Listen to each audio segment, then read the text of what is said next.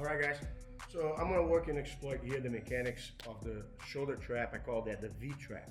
It's like pretty much a gable grip. I'm gonna start from there already, and I'll show you how I like to set up later on. Here, the initial part is connection with the chest. I open my chest and I bring my elbows to my body, because otherwise the guy kind of starts to fight and turn the elbow and loosen up the grip, okay? Connection, post your foot on the ground, and here, look my other leg here. I'm gonna stiff my leg against his thigh.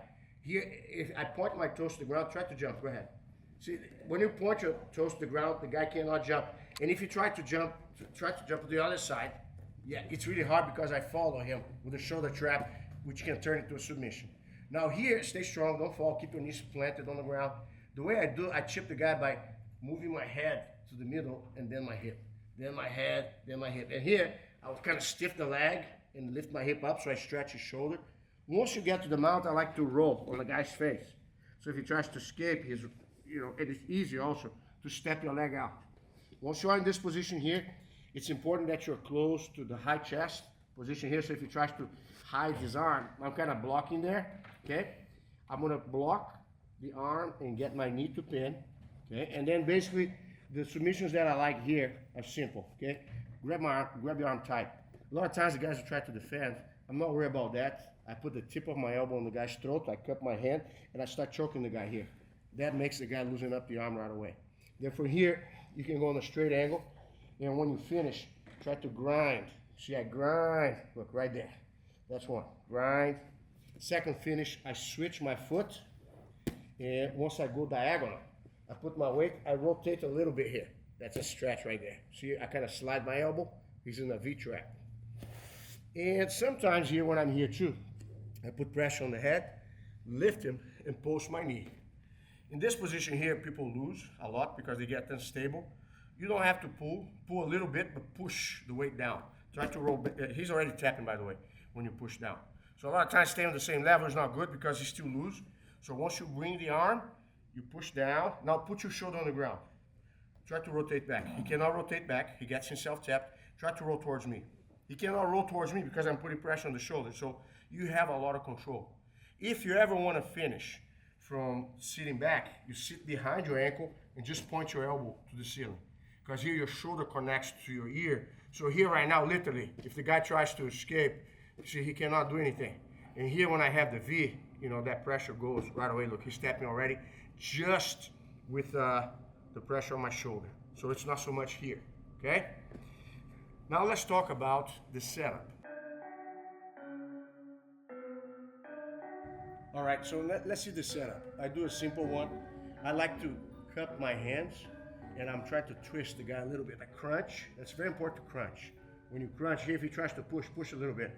I can endure more the close guard when I'm crunched up, okay? Here right now, when you do the upa and spread, it's more about this, the wiggle of your body to slide the hands out. And make sure that you don't go for the head right away. You control the elbows. So if he tries to posture up, push the elbow against your legs and bring your knees up. Now I have the head control. So I go for the gable grip and I crunch over here. My goal is always to underhook the side in front, okay? So in order for him to get rid of it, he's gonna have to push my elbows. You need to post. So here right now, look what I'm doing. I feel that. I will keep pressure on the head. I'll put my hand on the pocket, keep your elbow tight, please. And here, as I crunch back, I tilt my head to that side. Look, boom, right there, got it. Control again. Now he's gonna try to use the other arm to release the head eventually. Once he does, as I pass, I lift my hip and I switch my hands. Look, go back on step. This is the part that's really important. I have a gable grip here for head control. When he tries to escape the head, I lift my hip, I switch the gable grip so I can go back to that connection. Pull your arm out again. Look, he's not going anywhere. Now for here, we reset the same position. I can kind of kick one leg and then the other. And now for here, it's all about the wiggle and the stiff of, do you see I'm moving in front of him? Go back one step. So you see where his head is? Keep more base, please. Spread out more your knees. So here I connect, I move my head and my body to the middle. Look, I'm moving in front of him. Look how easy I find the angle to stretch him out. And then from here, of course, when you mount, you don't want the guy to escape and trap you in the half guard. So when you mount, make sure that you roll your hip. So if he tries to do anything with your leg is strong right there. And you can use that leg to hook and undo the mount, okay? Just finally here, if the guy hides the arm, you see that? Keep your arm hidden. I already have the arm underhook on the opposite arm. Cup the shoulder and pressure on the neck.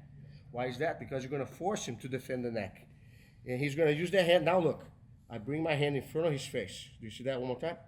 Cup and pressure. The guy tries to defend, hand in front of the face.